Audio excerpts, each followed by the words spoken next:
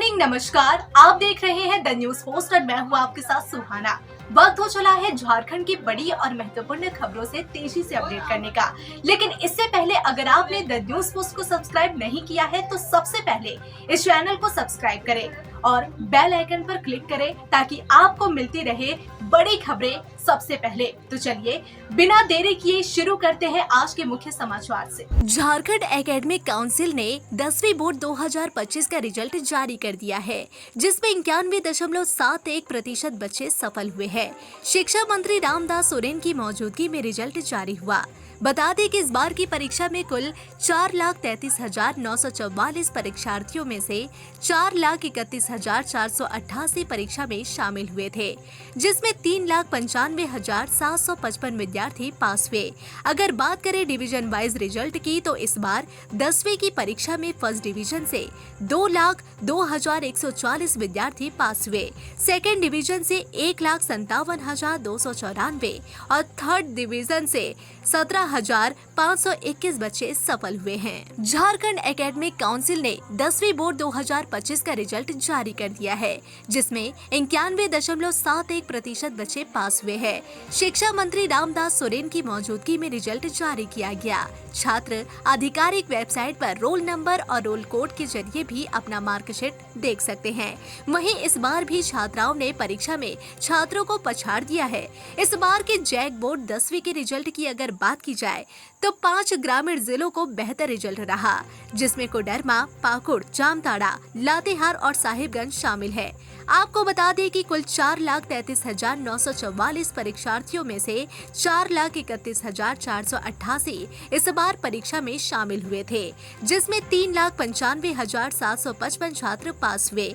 अगर division wise result की बात की जाए तो इस बार 10वीं की परीक्षा में 2,02,140 छात्र फर्स्ट डिवीजन से, 1,57,294 सेकेंड डिवीजन से और 17,521 बच्चे थर्ड डिवीजन से पास हुए हैं। गिरिडीह जिले के पीटर मॉडल स्कूल की छात्रा स्मृति कुमारी ने जैक मैट्रिक के रिजल्ट में 500 में से 483 अंक प्राप्त कर 96% अंक प्राप्त कर जिले में टॉप किया है। स्मृति के जिले में टॉप करने से एक तरफ जहां उसके माता पिता और रिश्तेदार खुश हैं, वहीं स्कूल को इस छात्रा पर गर्व है। रिजल्ट आने के बाद स्मृति खुद स्कूल पहुंची और शिक्षकों के पैर छूकर उनका आशीर्वाद लिया। वहीं उसके दोस्तों और छात्रों ने उसे मिठाई खिलाकर बधाई दी। आपको बता दें कि स्मृति कुमारी के पिता पारा शिक्षक है, जो UVS कोइवाटांड में पदस्थापित है। स्मृति का एक भाई और 2 बड़ी बहनें हैं, जो वर्तमान में पॉलिटेक्निक के छात्र है, जबकि उसका भाई भी मॉडल स्कूल पेटान में पढ़ाई कर रहा है। स्मृति की इस सफलता से पूरे पेटान में खुशी का माहौल है और लोग उसे बधाई दे रहे हैं। स्मृति ने कहा कि इस सफलता के पीछे मेरे माता पिता और गुरुजनों का आशीर्वाद है और आगे मैं IIT में अपना करियर बनाना चाहती हूँ। झारखंड एकेडमिक काउंसिल ने कक्षा 10वीं का रिजल्ट 2025 जारी कर दिया और इस बार बोर्ड परीक्षा में गीतांजलि ने पूरे राज्य में टॉप कर सबका ध्यान अपनी ओर आकर्षित किया। कड़ी मेहनत और लगन से पढ़ाई करने वाली इस छात्रा ने न सिर्फ अपने स्कूल का नाम रोशन किया, बल्कि पूरे परिवार और जिले को भी गर्व महसूस कराया। इतने प्रतिशत अंक लाकर किया टॉप। बताया जा रहा है कि गीतांजलि ने कुल 98.6% अंक प्राप्त कर राज्य में प्रथम स्थान प्राप्त किया। उन्होंने संगीत और साइंस में 100 में से 100 अंक हासिल किए। इनकी सफलता इस बात का प्रमाण है कि यदि ईमानदारी से मेहनत की जाए तो कोई भी मंजिल दूर नहीं होती। परिवार की मेहनत और शिक्षकों का साथ। गीतांजलि की इस उपलब्धि के पीछे उनके माता पिता और शिक्षकों का भी बड़ा योगदान रहा है। घर में पढ़ाई के लिए अनुकूल माहौल और स्कूल से मिला पूरा सहयोग उनकी सफलता की बड़ी वजह बना। टॉपर छात्रा का कहना है कि नियमित पढ़ाई, समय का सही प्रबंधन और कठिन विषयों पर ध्यान देना उनकी सफलता की कुंजी है। सरना धर्म कोड की मांग को लेकर झारखंड मुक्ति मोर्चा ने जिला मुख्यालय रांची के सामने धरना प्रदर्शन किया। धरना प्रदर्शन कार्यक्रम में मुख्य रूप से पार्टी के केंद्रीय महासचिव सह प्रवक्ता विनोद कुमार पांडे, केंद्रीय महासचिव सह प्रवक्ता सुप्रियो भट्टाचार्य, केंद्रीय प्रवक्ता मनोज पांडे, तमाड़ विधायक विकास सिंह मुंडा और सिल्ली विधायक अमित महतो शामिल हुए। मौके पर पार्टी के केंद्रीय महासचिव विनोद पांडे ने कहा, सरना धर्म कोड की मांग को राष्ट्रपति तक पहुंचाने के लिए उपायुक्त के माध्यम से हमने ज्ञापन सौंपा है। राज्य के हित में झामुमो लंबे समय से सरना धर्म कोड की मांग करती आ रही है। ऐसे में यह राज्य की भावना है कि सरना धर्म कोड लागू हो और उस भावना का ख्याल रखते हुए राज्य के मुख्यमंत्री हेमंत सोरेन ने विधानसभा का विशेष सत्र बुलाया था और उस सत्र में सरना धर्म कोड को विधेयक के रूप में पेश किया गया। झारखंड मुक्ति मोर्चा चाहती है कि सरना धर्म कोड लागू हो, चाहे किसी भी कीमत पर हो। जिस तरह जनगणना के लिए हमने केंद्र सरकार को मजबूर किया, उसी तरह सरना धर्म कोड के लिए भी हम केंद्र सरकार को मजबूर करेंगे। दिल्ली जाकर आंदोलन करना पड़े तब भी हम दिल्ली जाकर अपनी आवाज को बुलंद करेंगे। सरना धर्म कोड लागू करने की मांग को लेकर झारखंड मुक्ति मोर्चा गिरिडीह की इकाई द्वारा एक दिवसीय धरना दी गई, जिसमें दर्जनों झारखंड मुक्ति मोर्चा के कार्यकर्तागण शामिल हुए। वहीं सदर विधायक व राज्य के मंत्री सुदीप कुमार सोनू भी इस धरना में शामिल होकर कार्यकर्ताओं में जोश भर दिया। धरना के माध्यम से झारखंड मुक्ति मोर्चा ने केंद्र सरकार से सरना धर्म कोड लागू करने की मांग की। इस दौरान पत्रकारों से मंत्री सुदीप कुमार सोनू ने बात करते हुए कहा कि सरना धर्म कोड के मुद्दे में झारखंड मुक्ति मोर्चा अडिग है और देश के 12 करोड़ आदिवासियों की आवाज झारखंड मुक्ति मोर्चा बनेगी। यही दिशोम गुरु शिबू सोरेन और झारखंड के मुख्यमंत्री हेमंत सोरेन की सोच है। भाजपा प्रदेश अध्यक्ष बाबूलाल मरांडी झामुमो पर सरना धर्म कोड के नाम पर राजनीति करने का आरोप लगाए। उन्होंने सरना धर्म कोड की मांग पर धरना एवं प्रदर्शन कर रहे जेएमएम और कांग्रेस के लोगों पर आरोप लगाते हुए कहा कि राज्य में लगातार ईसाइयों की संख्या बढ़ रही है और इसमें अधिकांश आदिवासी ही ईसाई बन रहे हैं।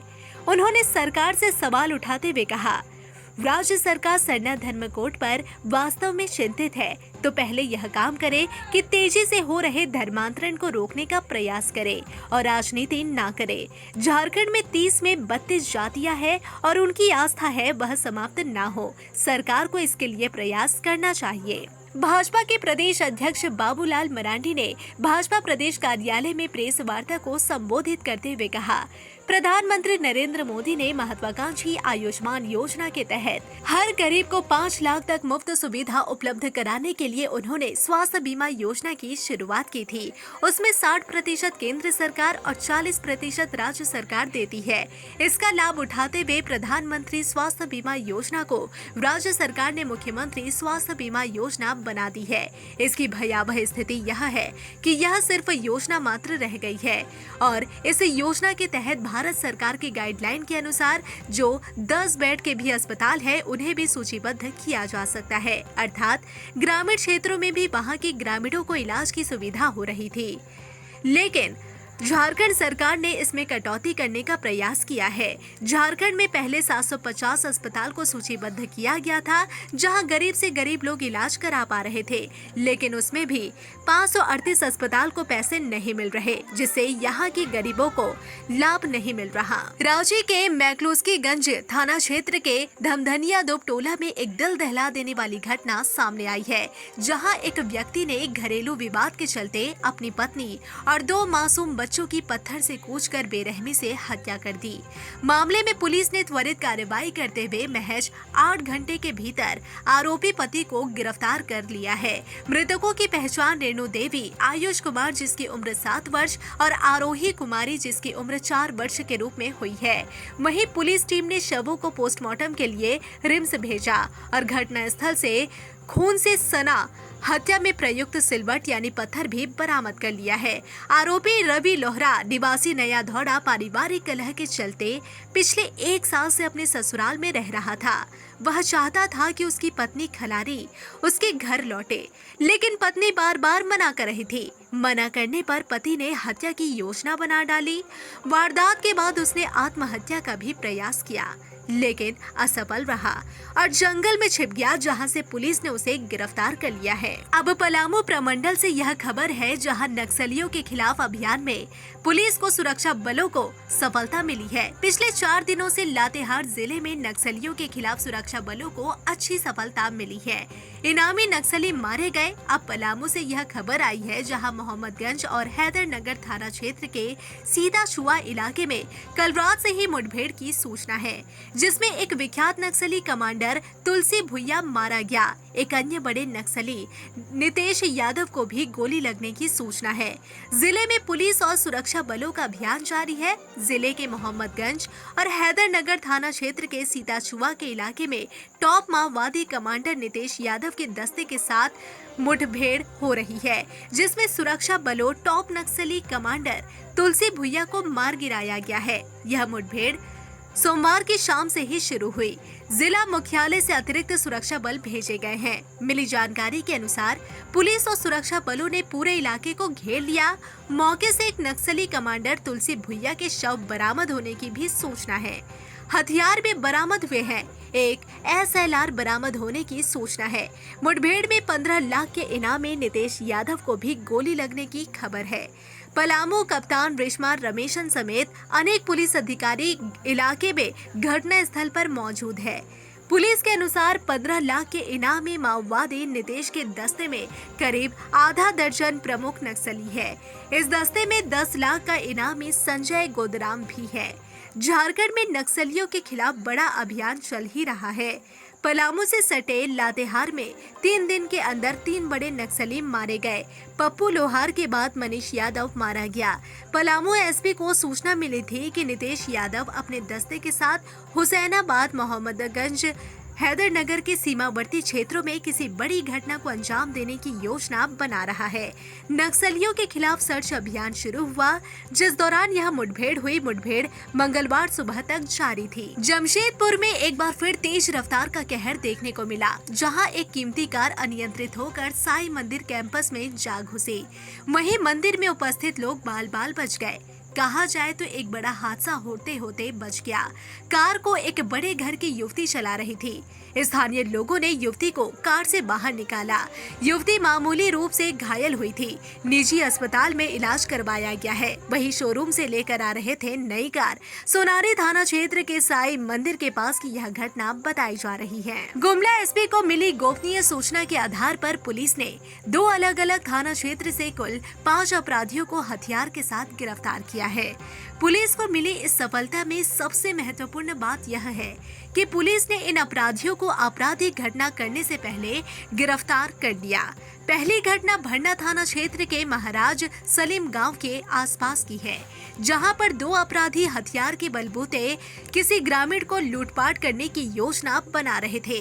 इसकी सूचना पुलिस अधीक्षक को मिली तो इसे लेकर एक विशेष टीम का गठन किया गया, जिसके बाद इन दोनों अपराधियों की गिरफ्तारी की गई, जिनके पास से एक पिस्तौल और गोली बरामद की गई है। वहीं दूसरी सफलता पुलिस को सदर थाना क्षेत्र में मिली है, जहां पर सदर थाना क्षेत्र के डुंडूरिया स्थित नगर परिषद के कचरा डंपिंग यार्ड के समय एक घर से 3 अपराधियों को हथियार के साथ गिरफ्तार किया गया। यह तीनों अपराधी भी किसी व्यक्ति के साथ लूटपाट करने की योजना बना रहे थे। जमशेदपुर के दलमा की खूबसूरती को देखने के लिए अब विदेशी सैलानियों का आगमन हो रहा है। जर्मनी और फ्रांस से आए सेल और न्यू ने झारखंड और जमशेदपुर को काफी खूबसूरत शहर बताया। आपको बता दें कि झारखंड के सरायकेला जिला अंतर्गत दलमा वन्य आसरयानी में कई प्रकार के जीव जंतु और पूरी तरह से प्रकृति की छटा दिखने वाला दलमा क्षेत्र की खूबसूरती को झारखंड, बंगाल, बिहार के लोगों ने तो देखा ही था। अब विदेश से भी सैलानी नक्शा के जरिए यहां पहुंच रहे हैं। इतना ही नहीं, जमशेदपुर का डिमना लेक और दलमा की खूबसूरती अब विदेशियों को भी अपनी ओर खींच रहा है। 2 विदेशी सैलानी डिमना और दलमा का भ्रमण किए, उसके बाद यहाँ की खूबसूरती के बारे में बताया। उन्होंने साफ कहा कि इस प्रकार का नजारा बहुत कम देखने को मिलता है। दलमा और डिमना लेक देखकर काफी खुशी महसूस हुई। साथ ही यहाँ की तस्वीरों को अपने कैमरे में भी कैद किया। दोनों विदेशी सैलानियों ने दलमा और डिमना लेक की काफी तारीफ की। बिहार के झाझा से आकर धनबाद में चेन स्नैचिंग छिनताई करने वाले अब भगवान के दरबार को ज्यादा सुरक्षित मान रहे हैं। इसमें महिलाओं की संख्या अधिक है। लोग पूजा पाठ को लेकर ध्यान मग्न रहते हैं और इसी समय उनके गले की चेन उड़ा ली जाती है। वैसे भी धनबाद में चेन स्नैचिंग की घटनाएं लगातार बढ़ रही है। पुलिस दबिश दे रही है, लेकिन घटनाएं निर्बाध जारी है। बहुत सारी महिलाएं तो अब सोने की चेन पहनकर घर से निकलना ही छोड़ दी है। धनबाद शहर के तेलीपाड़ा में एक धार्मिक अनुष्ठान चल रहा है। मंगलवार की सुबह एक नाबालिग लड़की को लोगों ने चेन उड़ाते रंगे हाथों पकड़ा। वह एक महिला के गले की चेन को दांत से काट कर गिराई, लेकिन वह पकड़ी गई। वह नाबालिग लड़की अकेले नहीं आई थी, उसके गैंग के अन्य महिला सदस्य भी साथ में थी, लेकिन एक के पकड़े जाने के बाद सभी भाग निकली। महिला चेन को साथियों तक पास नहीं कर सकी और रंगे हाथों पकड़ी गई। इसकी सूचना लोगों ने धनबाद पुलिस को दी। पुलिस ने नाबालिग लड़की को अपने कब्जे में लेकर पूछताछ कर रही है। डीएसपी लॉ एंड ऑर्डर ने घटना की पुष्टि की है और कहा है कि धार्मिक अनुष्ठान की जगह से चेन छिनताई करते एक नाबालिग लड़की रंगे हाथों पकड़ी गई है।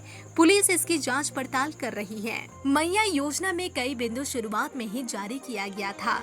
जब योजना की शुरुआत की गई, जिसमें बताया गया कि योजना का लाभ लेने वालों के पास आधार कार्ड, राशन कार्ड और बैंक खाता होना जरूरी है। अगर इसमें से कोई भी पेपर आपके पास मौजूद नहीं रहेगा तो पैसा नहीं मिलेगा। इसके अलावा अगर आप टैक्स जमा करते हैं, आपके घर का कोई भी व्यक्ति जिसका नाम राशन कार्ड में है, वह भी अगर टैक्स जमा करते हैं तो आपको योजना का लाभ नहीं मिलेगा। इसके अलावा अगर आपके परिवार में सरकारी नौकरी है या कोई और पेंशन का लाभ मिल रहा है, जैसे कि कोई किसी सरकारी संस्था से रिटायर हुए हो, तब भी आप योजना का लाभ लेने के लिए पात्र नहीं होंगी। अगर आप इन सभी बिंदुओं को पूरा करते हैं, आपका राशन कार्ड है और कोई भी टैक्स जमा नहीं करता, साथ ही कोई पेंशन नहीं लेता, तब भी पैसा नहीं पहुंच रहा। ऐसे में आपको अपने बैंक में जाकर अपने आधार कार्ड को चेक कराना है कि वह लिंक है या नहीं। साथ ही यह जानकारी ले कि कोई दूसरा बैंक खाता तो नहीं है। इसकी जानकारी आपको प्रज्ञा केंद्र से भी मिल जाएगी, जिसमें चेक कराया जा सकता है कि आधार कार्ड पर कितने बैंक खाता है। अगर एक से अधिक आपके बैंक खाते हैं तो योजना की किस्त नहीं जाएगी। इसके अलावा अपने राशन कार्ड में केवाईसी चेक कराएं। इसके बाद आपके बैंक खाते में बकाया पैसा पहुंचना शुरू हो जाएगा। सभी बकाया किस्त भी भेज दी जाएगी, लेकिन यह काम जल्दी करना होगा, नहीं तो आपके योजना के आवेदन को ही विभाग रद्द कर देगा। इसके बाद फिर आपको नया आवेदन करना होगा, जिसके लिए आपको फिलहाल और लंबा इंतजार करना पड़ सकता है। अपनी आगामी फिल्म कनप्पा की सफलता के लिए तेलुगु अभिनेता पद्मश्री मोहन बाबू अपने बेटे के साथ आज बाबा धाम देवघर पहुंचे थे। 19 मार्च साल 1952 में आंध्र प्रदेश के चित्तूर जिले में जन्मे मोहन बाबू ने आज देवघर के बाबा मंदिर में हाजिरी लगाई। हवाई मार्ग से देवघर पहुंचे मोहन बाबू एक प्रसिद्ध तेलुगु अभिनेता, फिल्म निर्माता और राजनीतिज्ञ है। मोहन बाबू का श्री लक्ष्मी प्रसन्ना पिक्चर नामक प्रोडक्शन हाउस भी है। साथ ही वह 500 से अधिक फिल्मों में अभिनय कर चुके हैं। साल 2007 में भारत सरकार ने कला के क्षेत्र में उन्हें पद्मश्री से भी सम्मानित किया था और मोहन बाबू राज्यसभा के सांसद भी रह चुके हैं। आज सुबह मोहन बाबू अपने बेटे विष्णु मांझू और मॉडल अभिनेता अर्पित रंगा के साथ बाबा मंदिर पहुंचे थे। अपनी आगामी फिल्म कनप्पा की सफलता के लिए बाबा बैद्यनाथ से मोहन बाबू ने कामना की है और आशीर्वाद लिया है। इस फिल्म का निर्माण मोहन बाबू ने स्वयं किया है। साथ ही इसमें उन्होंने खुद अभिनय भी किया है। साथ ही इस फिल्म में इनके बेटे विष्णु और अर्पित ने भी फिल्म में अभिनय किया है। बाबा मंदिर में मोहन बाबू के पहुंचते ही उनको देखने और उनके साथ सेल्फी लेने वालों की होड़ लग गई। पूजा अर्चना के बाद वे दिल्ली की फ्लाइट से वापस अपने गंतव्य की ओर रवाना हो गए। राष्ट्रीय जनता दल के नेता प्रतिपक्ष तेजस्वी यादव के घर में एक बार फिर खुशियों की किलकारी गूंजी है। तेजस्वी यादव को पुत्र रत्न की प्राप्ति हुई है। यह शुभ समाचार मिलते ही पूरे राजद परिवार और समर्थकों में खुशी का माहौल है। तेजस्वी यादव के बेटे का जन्म पश्चिम बंगाल के एक निजी अस्पताल में हुआ। इस अवसर पर पश्चिम बंगाल के मुख्यमंत्री ममता बनर्जी ने अस्पताल पहुंचकर तेजस्वी और उनके परिवार को शुभकामनाएं दी। ममता बनर्जी ने कहा, जब तेजस्वी यादव कोलकाता आए थे तो रात में बातचीत हुई थी। आज हम उन्हें और नवजात को देखने आए हैं। पुत्र रत्न की प्राप्ति से हमें बेहद खुशी है। पटना में राजद कार्यकर्ताओं ने भी इस मौके पर मिठाइयां बांटकर अपनी खुशी का इजहार किया। वहीं बिहार की राजनीति में यह पारिवारिक खुशी एक सुखद क्षण के रूप में देखा जा रहा है। सोशल मीडिया पर राजद नेताओं और समर्थकों ने तेजस्वी यादव और उनके परिवार को बधाई दी। कदमा थाना क्षेत्र में मरीन ड्राइव स्थित गैस गोदाम के समीप रात लगभग 3 बजे एक महिंद्रा बोलेरो वाहन में 10 गायों की तस्करी का प्रयास किया गया, जहां नई गौरक्षक समिति के गौरक्षकों ने गौ तस्कर को धर दबोचा। बता दें कि गौ तस्करों की धरपकड़ के क्रम में 4 पहिया वाहन पलट गई और सभी गाय गंभीर रूप से घायल हो गई। जानकारी के अनुसार नई गौ रक्षक समिति के सभी जागरूक सदस्यों ने गौ तस्कर 4 पहिया वाहन और सभी गायों को कदमा थाना को सौंप दिया गया है।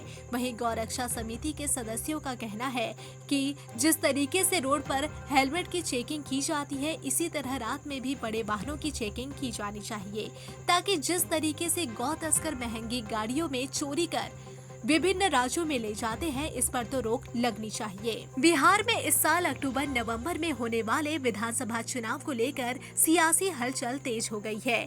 भारतीय जनता पार्टी पूरी तरह चुनावी मोड में नजर आ गई है। जी हां, प्रधानमंत्री नरेंद्र मोदी ने चुनावी कमान अपने हाथों में ले लिया है।